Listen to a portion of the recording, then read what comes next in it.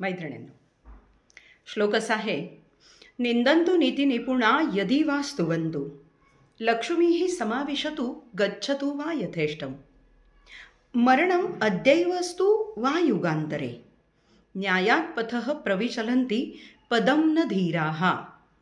अर्थात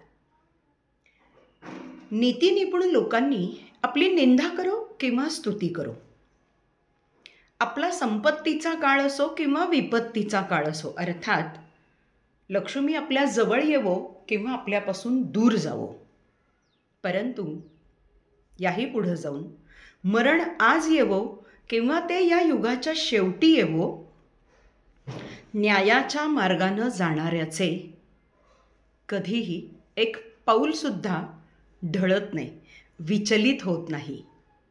खरोखरच न्यायाचा मार्ग हाच राजमार्ग आहे हे सांगण्यासाठी प्रस्तुत श्लोकाची रचना केलेली आहे.